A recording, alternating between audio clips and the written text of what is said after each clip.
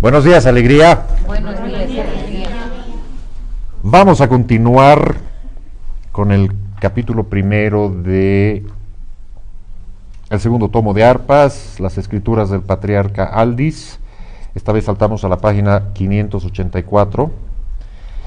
En la anterior charla hablábamos de el conflicto que tenía Yahshua por tanta injusticia humana, y tiene una charla bastante reconfortante con Miriam, que le hace entrar un poco en cuenta que hay cosas que son irremediables, pero que igual son enviadas por el Padre con el mismo o mayor amor, con todo seguridad mayor amor, y que todo dependía un poco cómo veíamos las cosas, y hasta qué punto, también con esto entrábamos al tema de hasta qué punto nosotros nos metíamos en las vidas de las demás personas, con este tema de influir en su karma o de que tú te agarres su karma. En fin, ha sido un tema muy bonito. Y ahora vamos a continuar porque en este capítulo hay muchas enseñanzas, más allá del contenido mismo de este capítulo, que tiene que ver con los orígenes de la civilización adámica, con esos contenidos en esta parte como del libro mismo que se llama Orígenes de la civilización adámica. Vamos a saltar a la página 584, más o menos a la mitad, que dice esto. Estaban ya reunidos Yahshua con José de Arimatea, estaba también con Nicolás, estaba con Gamaliel, y entran en esta conversación. Y dice: quien mayor confianza tenía en la casa era José de Arimatea. Así fue que él comenzó la charla. Bien sabes, Yahshua, dijo, que nuestro grado de conocimiento de las cosas divinas nos pone en la obligación de ayudarte en todo y por todo a desenvolver tu vida actual con las mayores facilidades posibles en este atrasado plano físico. Y cumpliendo ese sagrado deber, aquí estamos, Yahshua, esperando escucharte para formar nuestro juicio. Yahshua les contesta: continuáis por lo que veo pensando siempre que yo soy aquel que vosotros esperabais, dijo con cierta timidez Yahshua, y mirando con delicado afecto a sus 4 interlocutores. Nuestra convicción no ha cambiado absolutamente en nada, dijo Nicodemos. Todos pensamos lo mismo, añadió Nicolás. Cuando la evidencia se adueña del alma humana, no es posible la vacilación ni la duda, afirmó por su parte Gamaliel. Y le dicen a Yahshua: ¿tú no has llegado aún a esta convicción, Yahshua?, le interrogó José. No, dijo secamente el interrogado. Aún no he visto claro en mi yo íntimo. Siento a veces en mí una fuerza sobrehumana que me ayuda a realizar obras que pasan el nivel común de las capacidades humanas. Siento que un amor inconmensurable se delata en mi fuero interno como un vendaval que me inunda de una suavidad divina, y en tales momentos me creo capaz de darme todo en aras de la felicidad humana. Mas todo esto pasa como un relámpago y se desvanece en el razonamiento que hago de que todo aquel que ame a su prójimo como a sí mismo en cumplimiento de la ley sentirá sin duda lo mismo. Las escrituras sagradas nos dicen de hombres justos que, poseídos de amor de Dios y del prójimo, realizaron obras que causaron gran admiración en sus contemporáneos. Esto lo sabéis vosotros mejor que yo. Vuestros maestros esenios, ¿cómo es que no os han llevado a tal convicción?, preguntó Gamaliel. Y dice: porque esta convicción, según ellos, no debe venir a mí del exterior, o sea, del convencimiento de los demás, sino que debe levantarse desde lo más profundo de mi yo íntimo. Ellos esperan tranquilamente que ese momento llegue, más pronto o más tarde, pero llegará. Yo participo de la tranquilidad de ellos y no me preocupo mayormente de lo que seré, sino de lo que debo ser en esta hora de mi vida. Un jovenzuelo que estudia la divina sabiduría y trata de desarrollar sus poderes internos lo más posible a fin de ser útil y benéfico a sus hermanos que sufren. Magnífico, Yahshua, exclamaron todos a la vez.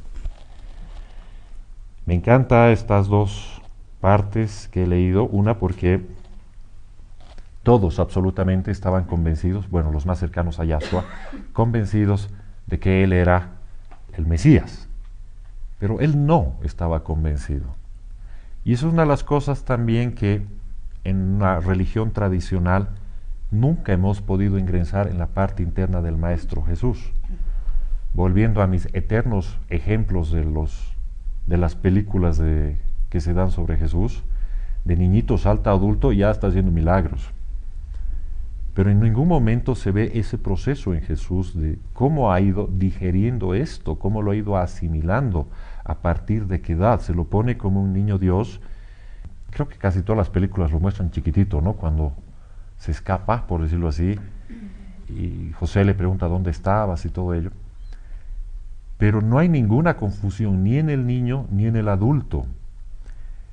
Y si partimos de una base, diría yo, de sentido común, me imagino que aún así él ha tenido que tener ciertos pensamientos sobre lo que le estaba ocurriendo. Definitivamente. Esté convencido o no, mínimamente creo que debería preguntarse, o debía preguntarse seguramente, qué pasaba con él. En Arpas 1 vemos todos los conflictos que tiene, no solo con él mismo, sino con sus papás. Yahshua, justamente porque tenía estos, en el buen sentido de la palabra, estos ataques espirituales hermosísimos, o estas situaciones en las que se ponía a nivel espiritual. Y ya de adulto, maduro Yahshua, pronto a cumplir los 20 años, en la capacidad total de sus facultades espirituales, de dominar todos los reinos, el mineral, el vegetal, el animal, e inclusive a la naturaleza.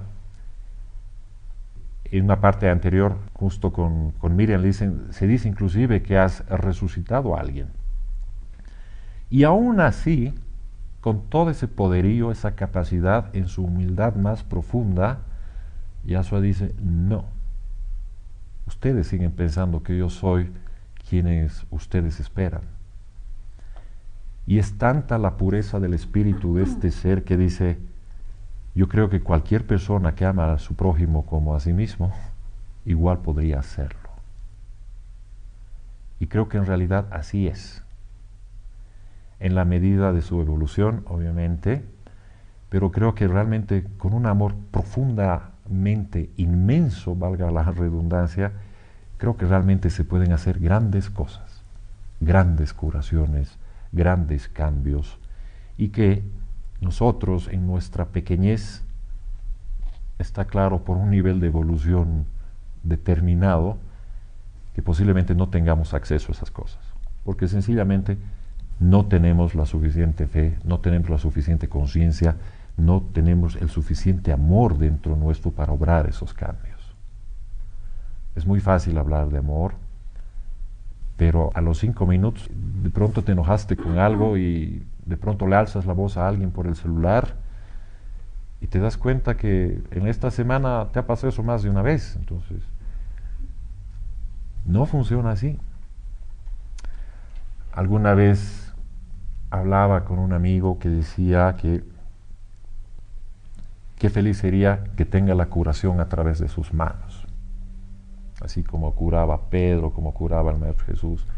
Entonces se miraba las manos, veía y analizaba esto. Y de pronto la pregunta era, ¿será que curas con las manos o con el corazón? Y es como a veces somos tan literales de ver en nuestra mano la sanación, ¿no? Y ya imaginamos que desprendemos rayos verdes y posiblemente, que seguro que es así, me imagino. Pero nos estamos centrando en la mano, en esa curación, pero no nos damos cuenta que el origen de esa curación es la mente, es el corazón, es el alma, es la conciencia, es todo eso. Entonces una persona como Yahshua, tan grandiosa, aún continuaba en esa modestia tan grande, en esa humildad, pese que todo hacía. Más adelante, qué interesante esto, en este mismo tomo, mencionan que pese a que Yahshua dominaba todo eso, hacía milagros al por mayor ya a los 19 años, sus mismos maestros decían, aún no ha entrado en conciencia. Por eso que él mismo todavía no asimilaba que era el maestro. Capítulos después, cuando se encuentra con Juan el Bautista, ahí sale todo y ya asume que él era nomás el que tenía que hacerlo. Pero uno se pone a pensar ya a niveles mucho más bajos. ¿Cuándo entra una persona en conciencia?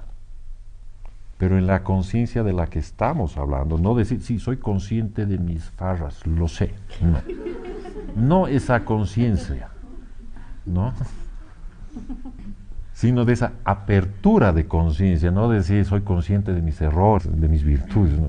Esa no es esa conciencia a la que nos referimos, sino de entrar una verdadera conciencia de tu rol en este plano físico como espiritualista.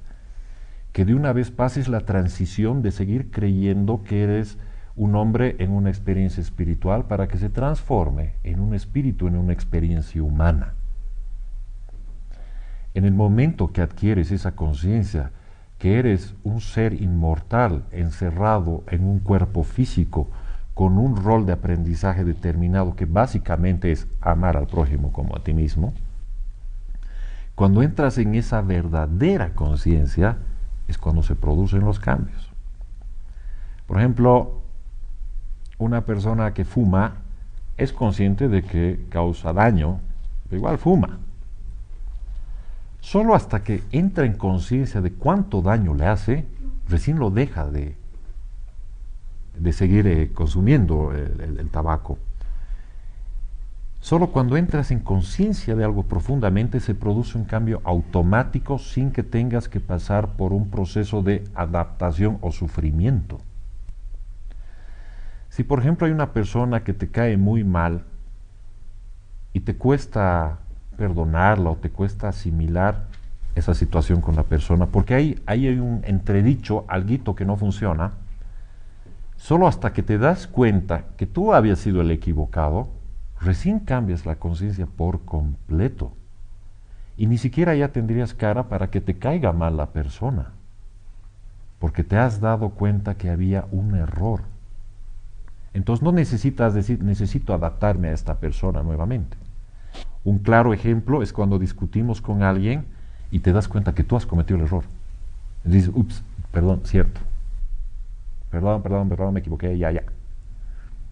Es automático, no pasas a una transición de desenojarte. Simplemente te das cuenta que había un error. Entonces vuelvo a la pregunta original. ¿Qué es entrar en conciencia? Un maestro tan grandioso como el Maestro Jesús, haciendo lo que nosotros llamamos en el plano físico milagros por doquier, no haya entrado en conciencia. Entonces, llevamos inclusive paradigmas espirituales que uno dice, si yo pudiera hablar con un maestro ascendido, seguro que sería otro, cambiaría mucho. Si yo pudiera tener el don de la curación, también sería otro, te lo aseguro. Nada, te aseguro que no es así. Porque no es el hecho, porque uno se va acostumbrando a las cosas poco a poco. Voy a tratar de dar algún ejemplo. Es lo típico, vamos al lado material. Cuando dice, cuando tenga mi techo propio voy a ser feliz. Tienes tu techo propio y al mes ya estás, ¿qué hago? ¿No? Sí, puedes estar contento, pero estás buscando otra cosa con qué ser feliz. El techo no te dio la felicidad. ¿Qué te hace pensar que en el camino espiritual, porque de pronto un maestro te habla en sueños o en vivo y directo, el mismo Maestro Jesús, o de pronto tengas un ligero don, ¿no? Qué sé yo, un don medio clarividente, clariaudiente, no lo sé, astral, eso no significa que inmediatamente te has convertido en un ser espiritualista y que has entrado en absoluta conciencia. Para nada. Entonces son un poco paradigmas que tenemos de lo que es el ser un ser espiritual. ¿Qué es lo que me gusta ya de la página 585 cuando Yahshua les explica, cuando Gamaliel le dice, vuestros maestros esenios no lo enseñaron, no te lo enseñaron? Él dice que las cosas van a venir poco a poco, que llegarán cuando deban llegar, y que yo seré eso por convicción y no porque alguien me lo haya dicho. Y un claro ejemplo son estas charlas. Posiblemente muchos de ustedes acá presentes con natural razón, no estén de acuerdo con todo lo que aquí se menciona. Inclusive aquellas cosas que no sepan siquiera si darle credibilidad o no. Pero más allá, un poco doy la misma respuesta, de decir, ¿saben qué? No me crean. Mi palabra no es santa. Lo que afirmo no es la verdad. Hay muchas formas de ver la verdad. Experiméntenlo ustedes mismos. Comparen ustedes mismos su crecimiento en todo este tiempo.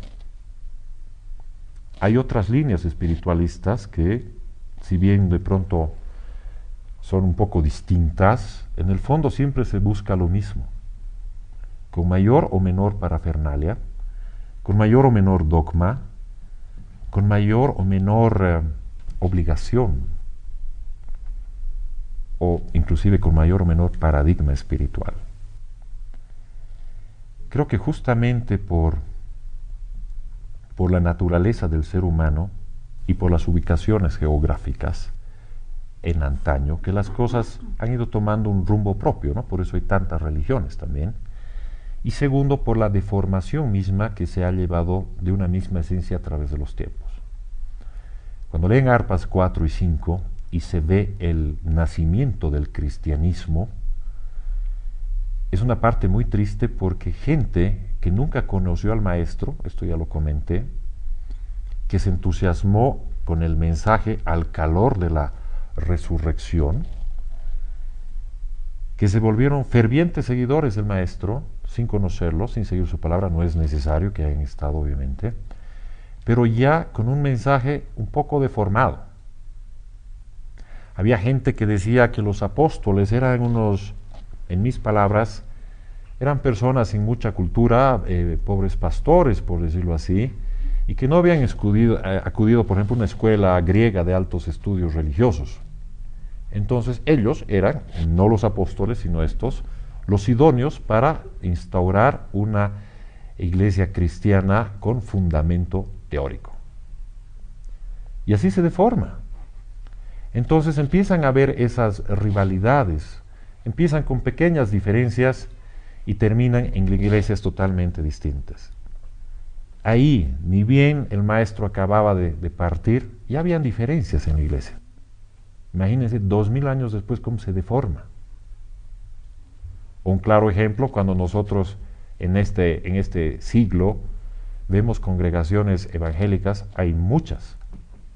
Y no siempre son del agrado de la otra, una de la otra, porque, bueno, manejan cierta línea, o el pastor es un poco más drástico, o el otro es más flexible, pero lo único que lleva a esto es a una separación. ¿Por qué tendrían que haber tantas iglesias si el amor es uno solo? Si el maestro es uno solo. Pero sí hay muchas contradicciones. ¿Por qué? Una vez más, es una cuestión exclusivamente de la falta de conciencia del ser humano. Entonces cada uno adapta eso a su proceso de crecimiento. Es por eso que la nueva era ha sido totalmente vapuleada, porque se ha fomentado mucho ¿sabes qué? Vos tranquilo, no hagas nada, es tu proceso. Ya te llegará cuando te tenga que llegar. No hagas nada, ya vendrá. Pero para un camino espiritual tienes que tener ojos para ver, oídos para oír y pies para caminar, no para quedarte. Y justamente, una vez más, creo que es nuestra absoluta carencia o concepción de lo que es conciencia para iniciar un verdadero camino espiritual, sea cual fuere la línea religiosa. Un claro ejemplo es de cuán conscientes somos nosotros actualmente, aquí, ahorita, de nuestra conciencia espiritual, cuando empezamos a ver nuestras prioridades. Así de simple. Hagan una agenda de lo que tienen que hacer mañana. Hagamos una agenda de lo que tenemos que hacer mañana. Hay ciertas prioridades, está claro, sociales, porque de algo hay que vivir. Hay que alimentar, llevar el pan a la casa, está claro. Lo mismo pasaba con los esenios, igual laburaban, igual llevaban el pan a casa, José igual, Miriam también, o sea, todos hacían lo suyo. Pero ¿cuál era la diferencia? Que no eran personas que trabajaban y que después iban a dar una charla o a recibir una charla de espiritualidad. Eran personas que vivían de eso. Exclusivamente esa era su vida, o sea, respiraban espiritualidad, más aún teniéndolo al maestro al lado. Y aún así, inclusive, había ciertos problemas de concepción de lo que era la conciencia, incluido el mismo Maestro Jesús, tanto por su inmensa humildad, como que él después no se la creía al principio que él iba a ser el Mesías. Cuando Yahshua se da cuenta de su misión, si antes nadie lo paraba, ahora era, pues, no sé cuál podrá ser el superlativo de esto. Pero habían otras personas muy en conciencia, que son los esenios, especialmente los de grado alto, o el caso de Melchor, Gaspar y Baltasar, seguidores de líneas espirituales distintas, ¿no? La mosaísta, la krishnaísta y la budista, pero todos orientados a un mismo objetivo espiritual, el amor al prójimo como a ti mismo, sea cual fuere, ni siquiera las diferencias, sino más bien las, ¿cómo se dice cuando algo apoya a otra cosa? Las afinidades, las complementaciones entre una religión y otra. Eso lo describe bellamente Arpas 1 cuando se ponen a decir en el budismo que es para ti el Padre, en el krishnaísmo que es para ti el Padre, y era lo mismo, solo que con otras palabras. Entonces luego, ¿por qué abrir tantas congregaciones? ¿Por qué pelearse por si uno rezó de pies, el otro de cabeza, el otro de rodillas? ¿Por qué pelearse porque uno usa tal edición y el otro una edición mejorada, firmada por tal o firmada por cual? Creo que si bien hay cosas que son ceremoniales, lo más importante de todo esto, aunque no te domines la ceremonia, tu alma esté con un hilo dorado en directa conexión con la madre, con el padre, con el maestro, sea cual fuere tu línea religiosa. Solo cuando entras en esa conciencia te das cuenta que en la imperfección de un ser humano que nos toca vivir, entra la conciencia de generar el cambio. Entra la conciencia de no caer ya más en solo rezo de noche antes de dormir. Y si es que no me duermo, que es muy común, rezas ya porque, el Wolfgang me ha dicho que tengo que rezar, ¿no? Más o menos, inclusive así me lo dicen literalmente, no es una obligación, tiene que ser por conciencia. Pero es respirar la espiritualidad, es respirar. Tu oración no es de que te tengas que parar, persignar y rezar. Todo el tiempo puede estar evocando al maestro, uniéndote, sea cual fuere tu línea religiosa. De pronto hay personas que son muy creyentes de la Virgencita de Urcupiña, pues únete a ella, pero únete en ese amor, sin necesidad de entrar en formulismos religiosos dogmáticos muchas veces. Solo entrar en la conciencia que tienes que hacer tu labor, nada más. Entonces la pregunta, así como el Maestro Jesús decía, yo participo de la tranquilidad de ellos y no me preocupo mayormente de lo que seré. Nosotros ya nos preocupamos de ser arquitecto, de ser esto, de ser lo otro, de ser maestro ascendido, de estar levitando. Todo eso nos preocupamos, queremos ser todo a la vez. Y dice, no me preocupo mayormente de lo que seré, sino de lo que debo ser en esta hora de mi vida. Y en su modestia el maestro dice, un jovenzuelo que estudia la divina sabiduría y trata de desarrollar sus poderes internos lo más posible. ¿Para qué? A fin de ser útil y benéfico para sus hermanos que sufren. Si ahorita nos paráramos y te diría, ¿de qué te preocupas en tu vida ahora? ¿Qué nos respondemos cada uno? ¿En algún momento pensamos en ser un aporte, en ser útil y benéfico a los hermanos que sufren? Honestamente, ¿cuántos de nosotros pensamos eso? Tal vez lo más cercano es a mi hijo, porque lo adoro, a mi papá, porque me lo ha dado todo, a mi abuelita, que la amo, a mis hermanos. Y el otro prójimo, ¿me entiendes?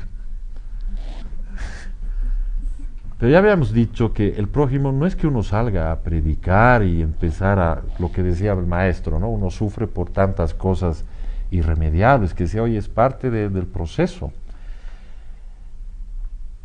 Pero hay una cosa que me ha gustado mucho en estos días que conversaba igual con un par de personas. Entrando al tema de la curación, ¿no? El New Age te ofrece varias gamas de estudio de curación, desde cursos de un fin de semana hasta ya 3, 4, 5 módulos. Y parecería que si no tomamos el curso, más saber los pases mágicos, no podemos curar. Ok, podemos entrar en términos de fe y esas cosas. Pero más allá de eso, ¿qué significa curación? Y a esto voy a llegar a lo que dice el maestro de ser útil al prójimo. ¿Qué es curación y qué es enfermedad? ¿Se acuerdan cuando hablábamos del programa de la salud en contacto y hablábamos del hawaiano? Que salud es un sinónimo de abundante energía. Y el amor por sí es abundante energía. Gozar de buena salud es de gozar de abundante energía. No hay diferencia para los hawaianos en este sentido. Muy sabio me ha parecido eso. Luego, si salud es gozar de abundante energía y de pronto tienes una merma en tu energía, por ende no estarás gozando de buena salud. Pero no necesariamente se ha plasmado como una enfermedad física, como una dolencia física. ¿Me explico?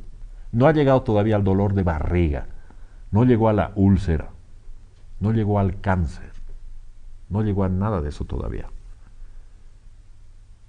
Así como Edward Bach y otras líneas decían, la enfermedad se genera en lo intangible, en los cuerpos sutiles del ser humano, y al que no crea en cuerpos sutiles, ok, se genera en tu cabeza. Estás estresado, te dio una úlcera, así de simple. Entonces, ¿qué herramientas necesitamos para curar? Uno puede verse las manos, otro puede ya usar una medicina tradicional, porque ya llegamos al extremo donde hay que intervenir. Pero, así como hay pequeñas infecciones que se pasan solitas por tu mecanismo de defensa, pueden haber pequeñas infecciones que perduran y se ponen peor. Es una pequeña enfermedad en potencia, ¿correcto? ¿Cómo se cura eso? Con la palabra, con una sonrisa, con una palabra de aliento. Lo curaste. Con una sonrisa le arreglaste el día y evitaste un gran desastre.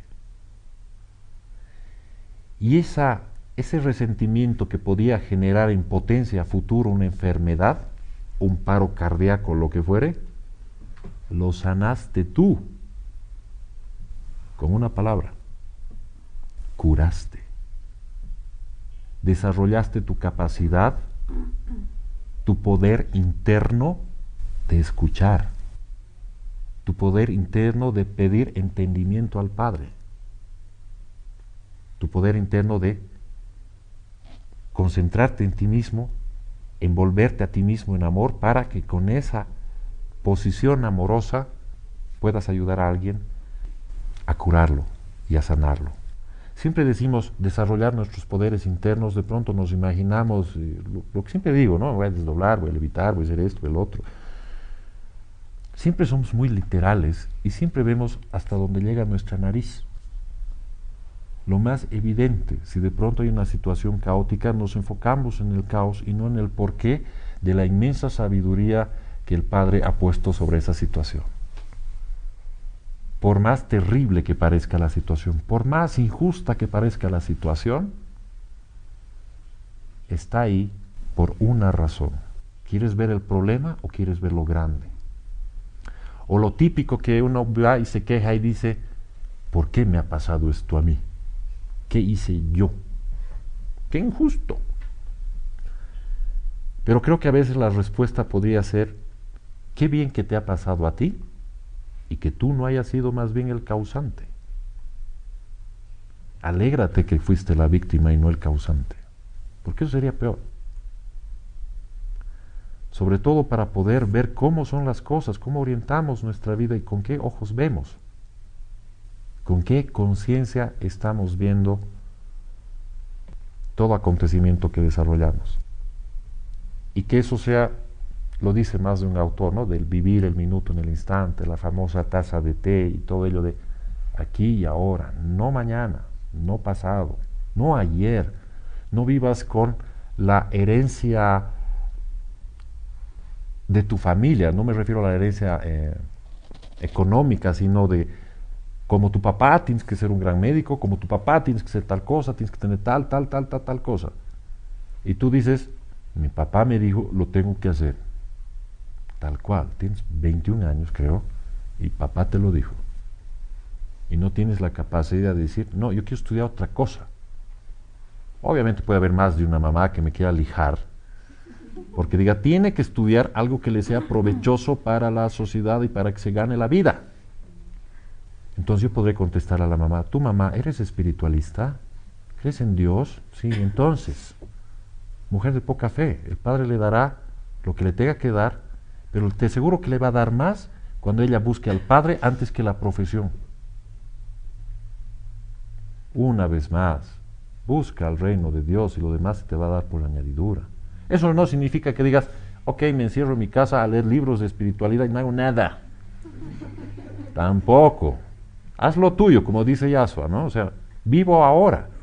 Estudia tu carrera, haz lo tuyo, pero el fondo de tu esencia es el retorno al Padre. No ser el máster, triple, doble, tal, no lo sé. Puedes seguir haciéndolo a la medida que vayas estudiando y que eso además coadyuve a que con tu perfeccionamiento profesional ayudes aún más al prójimo. Pero con el afán de ayudar más al prójimo, no con el afán de ganar más plata. Si ayudas más al prójimo, seguro que plata te va a faltar, no te va a faltar. Y si tienes plata, no te va a importar. ¿Me entiendes? No te va a interesar eso. Porque la plata se convierte de pronto en un medio, no en un objetivo. Y si tienes plata, bien, si no, ¿cuál es el problema? Igual puedo curar con mi palabra. Y una vez más, ahí entramos en esta parte de conciencia y de fe. Fe, pero no como la varita mágica de sí, padre, dame, no. El violinista se tiene fe a sí mismo. No está diciendo, ¿será que hoy toco bien? ¿Me entiendes? Nada es eso. Todos los días vive con el violín, todo el rato está... todo el rato vive con eso. Se tiene fe porque sabe lo que hace. No porque dice, padre, ojalá, haz que me salga esta nota bien. El espiritualista es lo mismo. Tenga o no tenga dinero, esté en un palacio o esté en un lugar mucho más humilde, no le interesa. Nada de eso se va a llevar al otro lado, está claro. Pero vivimos tan empecinados en acumular cosas. Yo sé que es por el bien de nuestra familia, de nuestros hijos. Pero eso es cuando entramos en el switch de material. Una vez más, yo estoy seguro que más de aquí, de uno, tenemos alguna fatiguita hoy. Estito no hemos terminado con el trabajo. Estito me falta por completar. Esto no lo he tragado hoy. Esita me debe una. Cualquier razón. ¿Qué pasa si hoy se acaba el día? Como decíamos, que se acaba a las 12 el día y se acaba el mundo. ¿Qué de importante tiene eso que tienes hoy pendiente? Ese mail urgente que no has enviado, que te está quitando la vida, que te está carcomiendo, ¿será que es decisivo de pronto para tu paso a una ascensión inmediata en la escala de tu evolución? Ese negocio que querías cerrar, con el cual estabas esperando la plata para tal cosa, no se va a dar porque a las 12 se acaba todo. ¿Qué haces? ¿Cómo cambia tu percepción? ¿Qué haces? Y es ahí donde cada vez, por lo menos el espiritualista constantemente se anda autocorrigiendo hasta que deje de ser una corrección, sino sea una forma de ser. Sí, hay que hacer ese negocio, claro que sí. Pero el Padre es importante. Más de una vez he escuchado, y también me ha pasado a mí, es que no hay tiempo. ¿Y qué rato? Porque de 3 a 4, de 5 a 6, de 7 a 8, ¿qué rato voy a rezar? ¿Qué rato voy a meditar? ¿Qué rato me voy a relajar? No puedo. Mientras estoy en el taxi trato de relajarme un poco. Pero yo te aseguro, por más estresado que estés, viene tu jefe y te dice, estito más para ayer, lo haces. No duermes, te fabricas un ayudante, lo que sea, pero lo haces. ¿Por qué no hacemos eso igual de manera espiritualista? Porque no tenemos esa conciencia, está claro. Somos aprendices de espiritualistas. Y una vez más, me gusta tanto esta parte, como por decirlo, esta lección, con un ser tan grandioso como el maestro, que de pronto te diga, yo hago ahora lo que me toca hacer, sin preocuparme lo que vendrá. Dicen que el miedo, por ejemplo, es una preocupación de algo del pasado proyectado al futuro. O estás preocupado por el pasado o estás preocupado por el futuro, pero nunca por ahora. Siempre tu cabeza está en dos lados. ¿Por qué me ha pasado esto? ¿O será que me pasa esto? Nunca estás aquí ahora. Contigo, amado Padre, contigo, amado Maestro, contigo, amada alma. Ay. Ok, este capítulo continúa ya al ingreso de lo que es los orígenes de la civilización adámica. Es en la misma página, cuando empiezan a mostrarse los papiros que el Maestro Jesús había traído de su viaje. Entonces le dice, Yahshua les dice, he tomado para vosotros copias de fragmentos de prehistoria que creo que no conocéis. ¿De veras? ¿Y dónde encontraste estos tesoros? Yahshua les refirió que un viejo sacerdote de Homero, encontrado en Ribla, le había obsequiado con un valioso archivo que, según los esenios, venía a llenar grandes vacíos en las antiguas crónicas conservadas por ellos. ¿Y esas copias de qué tratan?, preguntó Nicolás. Ponen en claro muchos relatos que las escrituras sagradas de Israel han tratado muy ligeramente. ¿Acaso por falta de datos o porque en los continuos éxodos de nuestro pueblo, tantas veces cautivo en países extranjeros, se perdieron los originales? Por ejemplo, nuestros libros sagrados dedican solo unos pocos versículos a Adán, a Eva, a Abel, y no mencionan ni de paso a los pueblos y a los personajes que guiaron a la humanidad en aquellos lejanos tiempos. Bien veis que salta a la vista lo mucho que falta para decir en nuestros libros. Adán, Eva, Abel y Caín no estaban solos en las regiones del Éufrates. En las regiones del Éufrates. ¿Alguno se ha preguntado dónde cayó Adán y Eva? Él sabe. No estaban solos en las regiones del Éufrates, puesto que ruinas antiquísimas demuestran que todo aquello estaba lleno de pueblos y ciudades muy importantes. Y aquí uno empieza a confundirse, ¿no? Adán, costilla, Eva, ¿qué parte no entiendo? Barro. ¿Quién gobernaba esos pueblos? ¿Qué fue de Adán?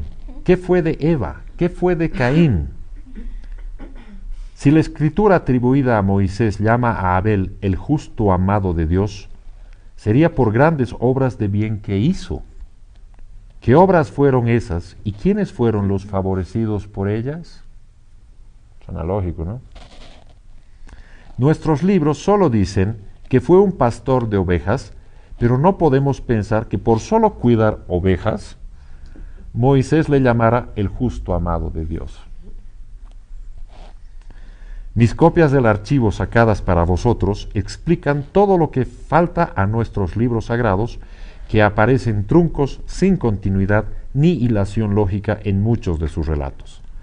Sería un agravio a Moisés pensar que fuera tan deficiente y mal hilvanada la historia escrita por él sobre los orígenes de la civilización adámica.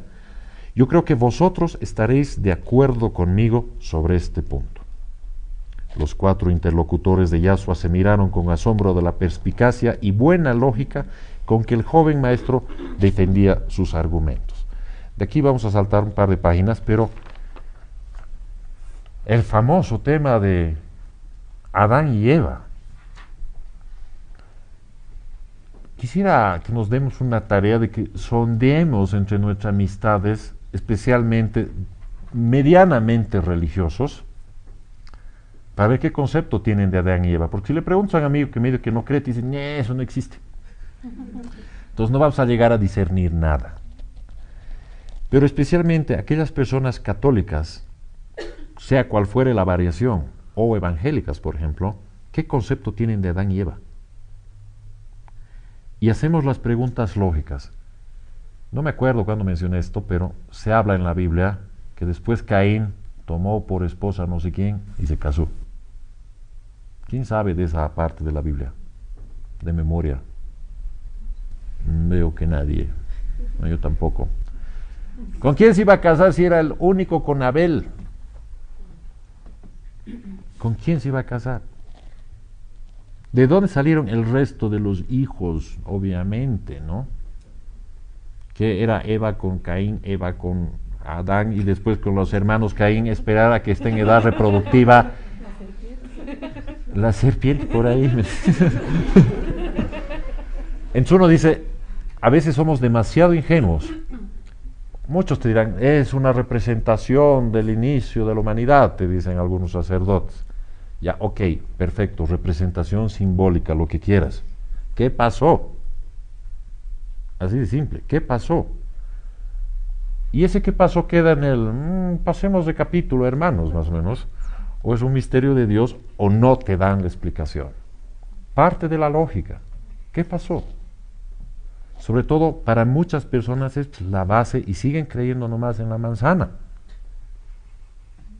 Y además era Eva pues la que metió la pata. Y Adán,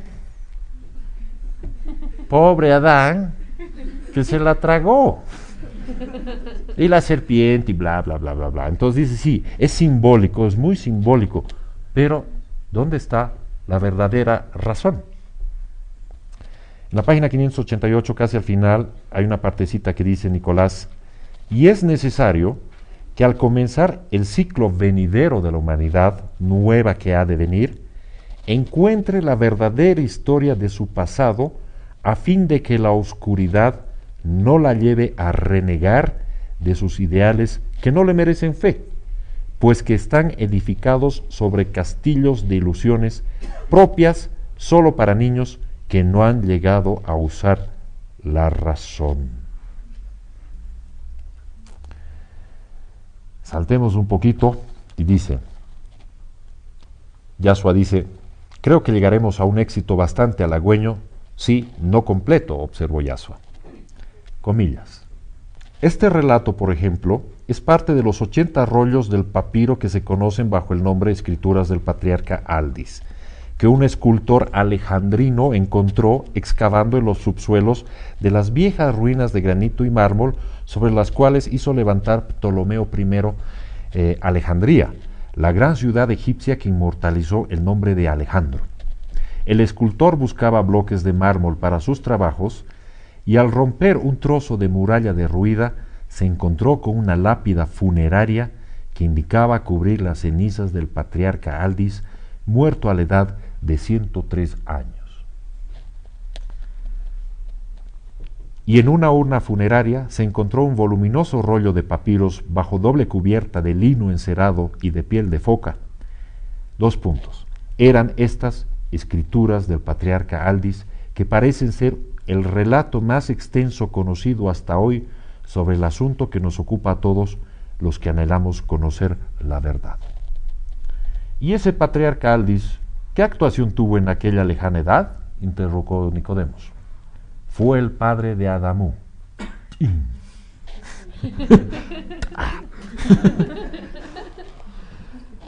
Fue el padre de Adamú que, estudiando el relato, se ve que este nombre corresponde al de Adán, de los libros hebreos. El patriarca Aldis era originario de un país de Atlántida. Listo, aquí empieza ya el rayazo, fricazo religioso. Bello, pero.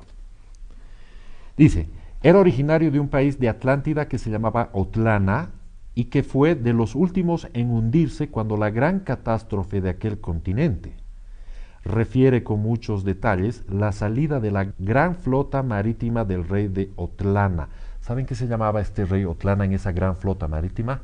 Noefastro, ¿no? Y de ahí viene un poco el Noé, diluvio, dos parejitas de cada especie. Es otra la cosa.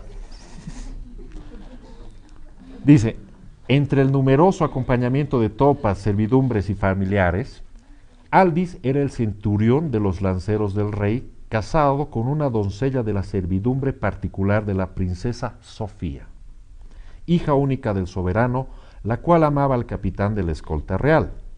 Como el rey se opuso a tales amores, allí empezó la lucha, pues al llegar al Ática, la princesa debía casarse con el heredero de aquel antiguo reino, enlace de pura conveniencia para la alianza de fuerza que se quería realizar entre el soberano Atlante y el poderoso monarca del Ática prehistórica.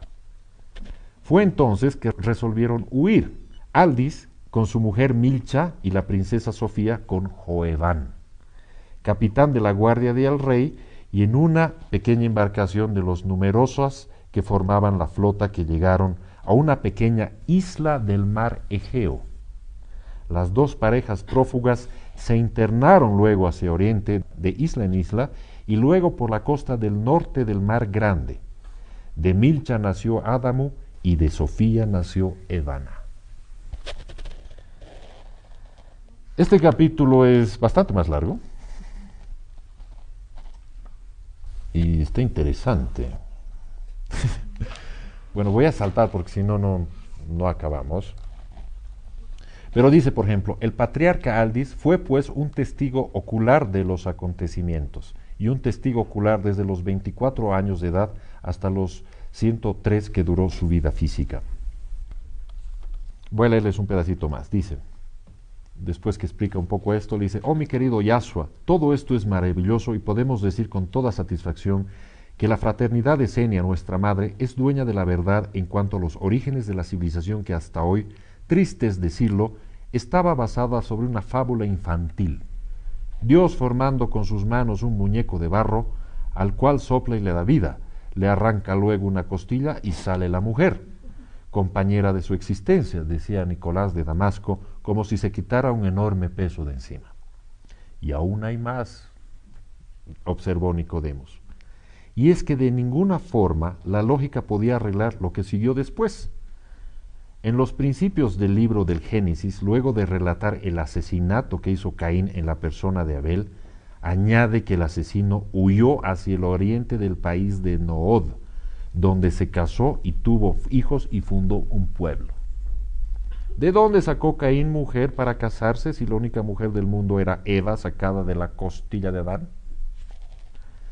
Esto solo prueba que había seres humanos en aquellas comarcas y que el origen de la especie humana se remonta a muchísimos siglos anteriores al relato de nuestro Génesis, que en esa parte tan reñida con la razón y con la lógica no puede de ninguna manera atribuirse a Moisés sin hacer un estupendo agravio al gran genio que dio a los hombres el grandioso decálogo que servirá a la humanidad de norma de vida justa mientras se habite este planeta. Aparentemente dice que la historia debe perderse en la noche de los tiempos al finalizar la civilización sumeriana.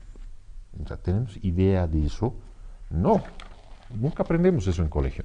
Pero hay algo importante que quiero mencionárselos con el tema de la serpiente. Dice, durante la civilización sumeriana se sabe que hubo una especie de sociedad secreta cuyo origen venía del lejano oriente. La formaban magos negros de lo peor y más funesta especie conocida entre los humanos, y para ocultar su existencia la llamaban la serpiente y anillos, a los que formaban dicha agrupación. Todos los males, todas las enfermedades, epidemias, tempestades, inundaciones, todo era atribuido a la serpiente, a la hermandad o pues sociedad. Y nuestros comentaristas esenios juzgan acertadamente que de allí surgió la fábula de la serpiente que engañó a Eva. En fin, que si algún día vosotros estudiáis a fondo las escrituras del patriarca Aldis y otras más que hay, creo que comprenderéis como yo y como todos los que anhelamos la verdad y no una leyenda que no puede satisfacer jamás a quienes buscan razonamiento y clara lógica en lo que se refiere a la historia de nuestra civilización. Con justa razón dicen que para conocer mejor, llevar mejor nuestras vidas y nuestro futuro, es bueno conocer nuestros orígenes, ¿no es cierto? Nuestro pasado. Entonces, cuando nos preguntamos cuáles son tus orígenes, dices, bueno, yo nací en La Paz, en tal fecha, ¿qué más sabes de tus orígenes? Mi abuelito, que nació en Perú, nació en Acapulco, no lo sé. ¿Qué más sabes? Mi tatarabuelito tal vez, creo que era, no sé, ¿no? ¿En qué parte del árbol genealógico te quedaste? Siendo tu familia, ni tu familia sabe de dónde viene. Es a tal extremo así que yo a mi abuelita, antes de que se encarne, le decía, ¿qué se llama tu abuelita? Y mi abuelita me dice, ¿cómo era? Medio que nada no se acordaba, ya ella 90 y pico años. Ni modo pues, que le pregunte a su tatarabuela. Entonces no conocemos sus orígenes. A lo mucho por la historia sabemos que se ha fundado Bolivia en tal año. Antes de eso, ¿qué era? Medio que ya empiezas a dudar del origen, ¿no? Era incaico, era peruano, era tahuantinsuyo, era collasuyo, era atlante, no sabes, ya mezclaste todo. Entonces, ¿qué te hace pensar que vas a tener una certeza absoluta de cómo se inició el planeta? Ah, Adán, una costilla, barro, Eva, ya. Entonces dices, ¿qué pensarías? Aquí estoy simplemente especulando, estoy echando realmente una broma. Por ejemplo, en tu familia nomás, dices, ¿qué pasaría si te das cuenta que tu abuelo era extraterrestre? Sí, de los cabezones. Cambias tu concepción de tu origen, ¿no? Dirás, quisiera conocer la casa de mis abuelos. Entonces, otro planeta, otras costumbres, otra cosa, te cambia la visión. Entonces, si nosotros hemos vivido durante milenios pensando que provenimos del barro y las señoritas de una costilla, dices, medio que algo que no calza aquí. Pero ese es el inicio de tu creencia, de tu fe, de tu religión, por favor. Entonces imagina que digas, Adán o Ádamu no era el primero. Venían de antes. Y dices, ¿qué había antes? Y la historia es aún mayor. O cuando de pronto vemos por la internet o vemos la televisión y vemos las pirámides de Egipto o vemos la esfinge, dices, qué bonito, quiero ir a Egipto. Y dices, la esfinge era anterior a los egipcios conocidos. Y vos no sabías. Y dices, ¿y cuándo se hizo? Mucho antes. Ok, ¿quién la hizo? ¿Qué año la hizo? Y te das cuenta que realmente somos bastante ignorantes en este tema. Pero ¿a quién le importa, no? La vida sigue. ¿Cómo te vas a conocer más a ti? De pronto desconoces que posiblemente tus ancestros eran seres profundamente espirituales, hermosamente espirituales. No lo conoces. No te interesa, la vida continúa, no sé. Pero es por esto que en el caso de Arpas Eternas, Yahshua, el mismo Yahshua, por una cuestión de evolución también decía, necesito saber qué ha pasado antes. Entonces, a lo largo de toda la obra, Yahshua se entera que era Abel, que era Moisés, que era Numu, que era Buda, que era Krishna. Entonces, entiendes la lógica de que todas esas líneas espiritualistas apuntan a lo mismo. Uno dirá, es obvio, es la misma alma, es el mismo ser. Y se quiebran tus esquemas por completo, en este caso con la autora, no digo de otras líneas espiritualistas, me refiero a esta obra solamente. Se quiebran tus esquemas de tal manera que dices, ¿cuál es la razón de ser del alma? ¿Cuál es la razón de ser aquí mi vida? He venido a realizarme como un brillante ingeniero para que después me muera y ya queden mis obras. ¿Y tu alma? ¿Dónde queda? ¿Para qué tanta honestidad? ¿Para qué tanta educación? ¿Para que tu alma dónde queda? En algunas líneas religiosas te dirán, o para irte al paraíso o al otro lado. Tengo las de perder si nazco con pecado. Y no he llevado una vida muy honrosa, o sea que igual me voy al otro lado. Entonces, ¿para qué ser honesto? ¿Para qué tratar de ser un buen hombre si ya nací con el pecado original y encima no creo en la religión? Ya me fui. Entonces, ¿qué onda con el alma? Surge de pronto por ahí, oye, nosotros somos reencarnacionistas, esta es nuestra teoría. Y tu cabeza ya se quiebra. ¿Cuántos de nosotros hasta cierta edad ni sabíamos o ni creíamos en la reencarnación? Levanten la mano. Hasta los 15 años, por ejemplo, no tienes idea que era reencarnación. ¿Todos? ¿Cómo cambia tu cabeza con el concepto de reencarnación? Así. ¿Cómo cambia tu cabeza si de costillita pasa una evolución que va más allá del famoso Homo erectus, Homo sapiens, Cromañón y etcétera? Muchos dicen, pero la teoría de la evolución es la darwinista, o sea, la evolución de la materia. Mi profesor decía, el hombre desciende del mono y el mono desciende del árbol. Eso decía. Es decir, y la teoría creacionista va en contra de la darwinista, y la creacionista la manejan mucho los evangélicos, que Dios creó al hombre y punto. Por más que lo haya hecho hace 80,000 años, pero lo creó al hombre, no lo convirtió de mono en hombre. Y todos esos restos, alguna vez lo comenté, que ese medio que esqueleto con cabeza medio que de mono, se dice que inclusive en muchas épocas estos seres primitivos se alimentaban de monos. Algún día se murió en su casa con su almuerzo, siglos, esta a decir la cabeza del hombre, ¿me entiendes? Y juntaron gimnasia con la otra cosa, pensando que ese era el eslabón perdido. Y según la teoría evolucionista de Darwin, siempre buscamos el eslabón perdido, ¿no es cierto? ¿Por qué uno? ¿Qué es evolución sino una metamorfosis? Entonces teníamos que encontrar todos los estadios evolutivos del hombre. Miles al llegar a la perfección actual. ¿Cuántas serían? ¿Cuántos esqueletos tenemos que encontrar? Y no solo del hombre, de las flores, de los peces, de los animales, de todos. No hay eso. No hay. La única teoría es la creacionista. Sí lo puso al hombre, pero la teoría de la evolución es la evolución del alma, que posiblemente antes pertenecía a un alma grupal y era parte de la naturaleza. Después creció y se le permitió encarnar en un ser humano, como es. Y a partir de ahí empezar a entrar en conciencia para desarrollarse y pasar de la ignorancia a la sabiduría y de la sabiduría pasar a la luz. Hermosa teoría, bella. Entonces ya se puede imaginar cómo nos quiebra los esquemas el conocer un origen.